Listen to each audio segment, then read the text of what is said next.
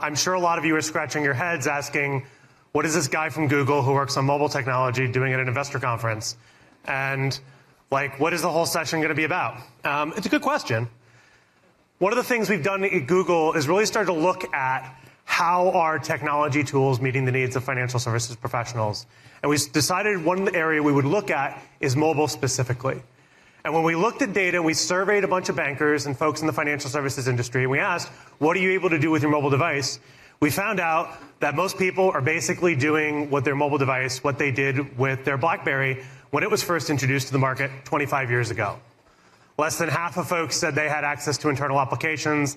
Less than half of folks said they could use their mobile device to help with selling data. Less than half of folks said they could go and use their mobile device to look up organizational information. And I think that becomes a challenge in today's markets. We talked a lot about this, this morning and this afternoon about market uncertainty. I don't need to go and educate you about that. But certainly we know that the need to go through and understand information in real time has never been more critical. The ability to go through and react to market events and understand what's happening and make a decision has never been more critical. And simultaneously, we have this emergence around generative AI. Quick show of hands, anybody heard of generative AI?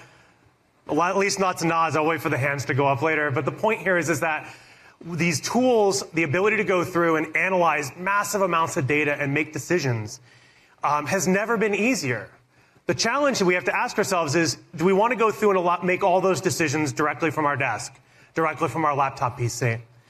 And the other thing that we're sort of seeing is shadow IT lurks ahead. We've often seen cases where employees, in an effort to be productive, take matters into their own hands, irrespective of some of the costs that might cost the organization.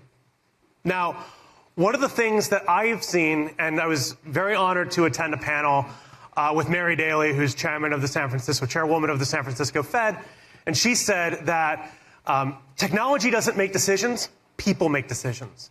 So the challenge we have to ask ourselves is, are we arming people in a world where most people are still using mobile as a technology to answer email with?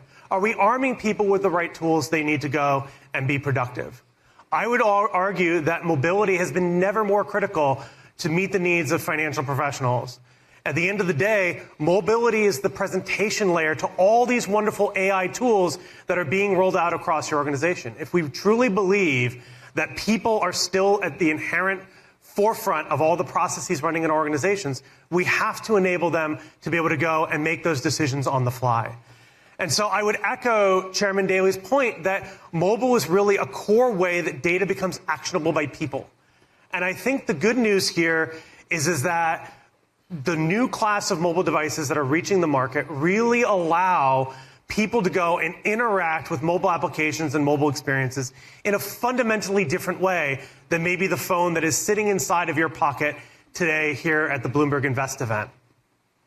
It allows you to actually unlock new productivity. The foldable devices we're showing outside allow you to go through and run applications side by side. The ability to go through and, for instance, pop up an email and simultaneously redline a document. The ability to go through and open up enough screen real estate to dive into particular indices, really understanding what that graph means versus seeing something about yay big. And even going through and being able to go through and work across applications. So being able to go through and take a document, open it up into my e-signature application, and send it off for signature, or open up a document and edit it out on the fly. Now, these experiences are being built by some of your favorite developers. I've had multiple people ask me today if Microsoft Office is supported, and I'm excited to say yes. But also partners like DocuSign, SAP, Zoom have all been going and building applications that can immersively move from an at-a-glance view and a folded viewpoint into a rich, detailed view when the device is unfolded. And certainly one of the application developers we've been really proud to work with has been Bloomberg, and we're showing some of those new experiences with the Bloomberg Professional application outside. Now, generative AI has been talked about a handful of times at today's presentations. Certainly, generative AI is also coming to mobile devices as well. The ability to go through and record a conversation on my Pixel device, automatically generate a transcript of that presentation is something that AI has done for quite some time. But now with generative AI, I can take that text transcript and automatically build meeting notes on it. And because all of this work is being done directly on the device, we don't have to worry about what service in some random cloud somewhere out there in the world is going and processing that data for me. Gemini is Google's large language model. You might have heard of it, but it is our approach to generative AI. It ranges from a small model that can run locally on a mobile device all the way out to a large cloud-based model that can handle not just text, but images, video, audio, and even application code as well. Now, we've all gone and seen the challenges. I talked about this idea of shadow IT.